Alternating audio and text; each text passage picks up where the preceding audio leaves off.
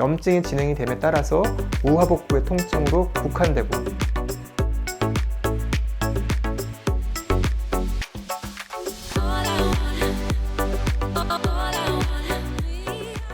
안녕하세요. 저는 응급학과 전문의 닥터케이 김근수입니다. 오늘의 주제는 급성 충수돌기염, 우리가 흔히 급성 맹장염이라고 말씀하시는 급성 충수돌기염에 대해서 말씀드리겠습니다. 오늘도 마찬가지로 제가 경험했던 증례와 함께 라디오피디아에 나와 있던 내용들을 정리해서 CT 소견과 같이 설명드리겠습니다. 제가 진료했던 환자분은 최근에 일주일 전에 내원했던 환자분이셨고요. 51세 남자 환자분이셨습니다. 이분이 오시게 된 거는 내원 당일 새벽부터 배가 아프기 시작했고 오심과 구토가 있었어요. 그리고 서서히 통증 부위가 아랫배로 이동을 했는데 오른쪽보다는 이분은 주로 배꼽 아래쪽으로 통증이 많이 있었던 상태였었고요. 실제로 진찰을 해보니까 우하복부에도 압통이 있었으면서 동시에 배꼽 아래쪽에도 압통과 반발통이 같이 있었던 환자였습니다. 실제 내원 시에는 열은 없었고요. 랩은 WBC가 좀 증가되어 있었고 세그먼티드 유트로필 카운트 역시 증가되어 있었습니다. 저희가 검사를 해보니까 이렇게 엑시알뷰는 이렇게 나왔었고 코로나뷰는 이렇게 나왔습니다. 엑시알뷰에서 보시면은 이제 그 일리오시칼 밸브에 시작하는 아펜딕스가 트랜스버스하게 왼쪽까지 쭉 이어지는 양상을 보이고 있었고 월이 인핸스가 되어 있었어요. 그리고 길이가 굉장히 길었기 때문에 이분이 그 배꼽 아래쪽에 통증도 같이 있었던 이유가 바로 이렇게 아펜딕스가 길쭉하게 트랜스버스하게 왼쪽으로 진행이 되고 있었기 때문이었습니다. 자, 다음은 그 라디오피디아에서 설명하고 있는 그 아펜딕스의 내용들을 제가 정리한 슬라이드입니다. 아펜디사이티스의 정의는 급성 염증이에요. 버미폼 아펜딕스에 생긴 급성 염증을 우리가 어큐트 아펜디사이티스, 우리말로는 급성 충수돌기염, 그리고 흔히는 급성 맹장염이라고 말씀하시고 있는 그 질환이 되겠습니다. CT가 가장 센시티브한 진단 툴 중에 하나고요. 초음파 같은 경우에도 자주 사용합니다. 초음파를 통해서 환자분의 아펜딕스를 찾고 타겟 사인이라고 그래가지고 표적처럼 그렇게 변하는 양상을 볼 수 있거든요. 그걸 찾고 또 이제 롱기튜디널하게 염증이 어디까지 퍼져 있는지, 그리고 이렇게 눌러보면서 압통이 같이 있는지를 확인하면서 진단을 하게 되는데, 보통은 이제 저희는 이제 CT를 많이 사용합니다. CT를 통해서 진단을 내리게 되고, 어떤 경우에는 오른쪽 아랫배 통증으로 내원했지만 실제는 앞배가 아닌 경우도 있어요. 이런 경우에는 이제 다이버티클라티스인 경우도 있고, C쿰 쪽에만 국한된 염증이 굉장히 심하게 동반되어 있었기 때문에 그 C쿰이 위치하고 있는 RLQ 쪽으로, 우하복부 쪽으로 통증이 같이 반발통과 압통을 동반한 그런 양상으로 오는 경우가 있을 수 있습니다.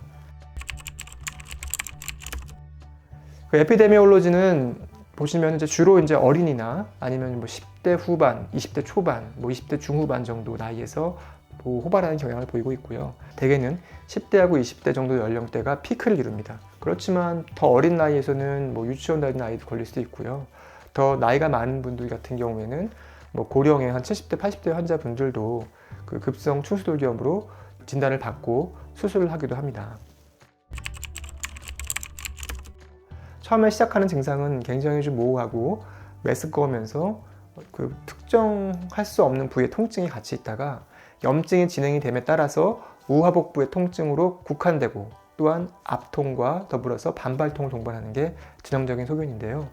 그렇지만 대부분 다 이런 증상을 보이는 건 아니고요. 어떤 경우에는 좀 다른 양상으로 오는 경우가 있어요. 그것은 아펜딕스 위치가 우리가 흔히 보는 경우가 아니라 제가 경험했던 환자처럼 트랜스버스하게 랩 쪽으로 쭉 이어지는 경우도 있고요. 어떤 경우에는 그 오른쪽 위를 타고 그 쭉 위로 올라가서 우상복부의 통증을 일으키는 경우도 있습니다. 그렇기 때문에 전형적인 패턴들이라고 하는 건 있지만 비전형적인 경우도 분명히 있는 건 맞습니다. 일반적인 증상은 대개 말씀드린 것처럼 열이 좀 있는 경우가 많고요. 그렇지만 제가 경험했던 환자처럼 열이 없을 수도 있어요. 그리고 이제 국소적으로 국한되어 있는 딱 위치를 정할 수 있는 정도의 통증이 나타날 수가 있고, 그게 이제 대부분은 오른쪽 아래인 경우가 대부분입니다. 그리고 그 부위에 염증 반응이 진행이 됨에 따라서 눌렀을 때 압통이 있고 뗄 때 반발통이 있는 그런 전형적인 양상을 보이게 되는데요. 이걸 우리가 이제 맥버니 사인이라고 부르게 됩니다. 그 밖에는 통증은 펠빅 페인이나 다이어리아, 테네스모스 같은 게 보일 수가 있는데, 우리가 좀 설사를 보이는 경우는 앞배가 아닐 거다라고 생각할 수가 있지만 설사를 보이는 앞배들도 분명히 있습니다. 그렇기 때문에 환자분이 무하복부 통증인데 설사를 했다고 해서 앞배가 배제가 되는 건 아니고 설사가 동반된 경우도 있다는 것을 꼭 기억하시고요. 그 밖에 이제 통증 부위가 그 옆구리가 아플 수도 있어요. 왜냐하면 아펜딕스가 위로 타고 올라가는 경우에 그 옆구리 통증이 있을 수가 있고 사타구니 쪽으로 통증이 가는 경우도 있습니다. 또 소아의 경우에는 증상 자체가 좀 모호하고 비특이적인 징후와 증상을 보이기 때문에 전형적인 패턴과 좀 다른 양상을 나타날 수도 있습니다. 그래서 이제 저희가 결국엔 진단을 하기 위해서 그 초음파를 한다거나 CT를 하게 되는 것입니다. 염증 반응이 있기 때문에 백혈구 수치가 증가되게 되고요. 그 백혈구 중에서도 이제 그 세그멘티드 뉴트로필 카운트의 퍼센티지가 증가되는 양상을 보이게 됩니다. 패솔로지입니다. 패솔로지는 아펜딕시알 그 루멘 자체, 그 공간이 막히면서 오는 것이고요. 그 공간이 막힘에 따라서 플루이드 컬렉션이 일어나게 되고 거기에 이제 인플라메이션이 진행이 되면서 2차적인 인펙션이 오게 되고 그리고 그 인펙션과 인플라메이션의 결과 비너스 컨제스션이 오게 되면서 이스케미아와 네크로시스까지 올 수가 있는데요. 네크로시스가 오게 되면은 보통 염증 반응이 있게 되면은 CT상에서 이제 그 인핸스가 되는 양상을 보이지만 네크로틱 체인지까지 진행이 됐을 경우에는 그 부위가 이렇게 인핸스가 되지 않고 좀 검게 보이는 양상을 보이게 됩니다. 압스트럭션을 일으키는 원인은 60% 정도는 이제 림포이드 하이퍼플레이지아에 의한 것이고요. 그 밖에는 아펜디콜리스가 한 3분의 1 정도 차지하고 있고 포린 바디가 한 4% 정도, 그리고 그 밖에는 뭐 크론병이나 아니면 스트릭처, 투머, 아니면 파라사이트 같은 경우도 루멘을 막아서 아펜디사이티스를 유발할 수 있다고 되어 있습니다. 레디올로직 피처는 첫 번째는 이제 아펜딕스를 찾는 게 가장 중요하고요. 그 아펜딕스를 찾고 나면 그 아펜딕스의 그 상태를 평가하는 것은 그렇게 어렵지 않습니다. 뭐 CT 같은 경우도 아펜딕스를 찾고 나면 그 월이 인핸스가 돼 있고 직경이 커져 있으면 우리가 아펜디사이티스, 즉 급성 충수동위염을 의심할 수 있고요. 그래서 아펜딕스의 베이스는 relatively constant한 양상을 보이게 되는데요. 대개는 일리오시칼 밸브하고 그 시쿰의 에이펙스 부위, 그 사이에 위치합니다. 그래서 아펜딕스를 먼저 찾는 게 첫 번째인데 그걸 찾기 위해서는 일리오시칼 밸브를 찾게 되고 그리고 이제 시쿰의 에이펙스를 찾아서 위치를 이제 머리 염두에 두고서 아펜딕스를 찾는 것이죠. 이 관계는 대개는 시쿰이 이렇게 움직임이 있다 하더라도 잘 유지가 되는 그런 상태를 하겠습니다. 아펜딕스의 팁은 훨씬 더 이제 변이가 좀 강한데요. 이 팁이 짧은 경우는 뭐 2cm밖에 안 되는 경우도 있지만 아펜딕스가 길어서 20cm까지 늘어져 있는 경우도 있거든요.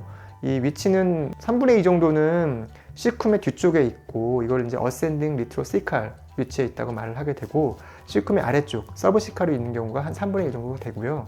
그 밖에는 시쿰의 뒤쪽 그리고 일리움의 앞쪽, 일리움의 뒤쪽에 있을 수가 있는데 이런 경우는 그렇게 많지는 않습니다. CT 파인딩은 센시티브하고 스페시픽합니다. 그 밖에 우하복부 통증을 유발하는 다른 염증들도 같이 감별에 도움이 되고요. 우리가 흔히 감별해야 될 것들 중에 하나가 일리오시칼 밸브의 염증만 국한되어 있는 경우가 있고요.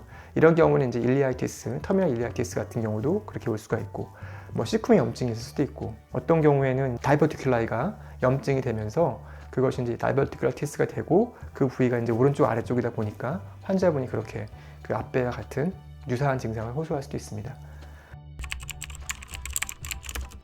컨트라스트를 쓰게 되면 염증이 아닌 부분과 감별하는 데 굉장히 도움이 돼요. 컨트라스트가 들어갔을 때 좀 더 명확하게 염증과 염증이 아닌 부분을 잘 구별할 수 있습니다. 우리나라는 대부분의 경우에는 IV로 혈관으로 컨트라스트를 주입하게 되고요. 미국 같은 경우에는 IV 외에도 오랄을 쓰는 경우도 있습니다. 제일 중요한 거는 아펜딕스의 직경입니다. 이게 6mm 정도 이상으로 커져 있어야 되고요. 그와 동시에 월 티크닝, 즉 염증 반응으로 인한 월 티크닝이 한 3mm 이상 정도 두께로 있게 되고 또한 동시에 조영제에 의한 조영 진강이 보이게 됩니다. 그 인핸스가 되지 않은 부위가 아펜딕스의 염증 반응이 주변에 보인다라고 한다면 그거는 네크로틱 체인지가 왔기 때문이라고 할 수 있고요. 이 네크로틱 체인지가 왔다는 것, 인핸스가 되지 않는 것은 퍼포의 가능성을 시사합니다. 이런 경우는 퍼포레이션이 될 수 있는 어떤 프리커서, 전구 증상이라고 볼 수가 있고요. 페리 아펜딕시알 리액티브 노달 인라지먼트는 뭐냐면 아펜딕스 주변에 있는 림프노드가 같이 커집니다. 그러니까 염증 반응이 있었기 때문에 그 염증 반응으로 인해서 리액티브하게 반응성으로 노드가 커지는 거예요. 그런 게 보이게 되고요. 그 밖에는 페리 아펜디시알 인플라메이션이라고 해서 fast trending 사인이 보이게 되고, 또한 레트로 코날 패시아나 그리고 메소 아펜딕스의 티크닝이 나타나게 되고, 그 루멘 밖에서의 플루이드 콜렉션이 보이거나 아니면 플래그몬이라고 해서 인플라마토리 매스가 보이는 경우가 있고요. 앱세스가 형성되는 경우도 있습니다.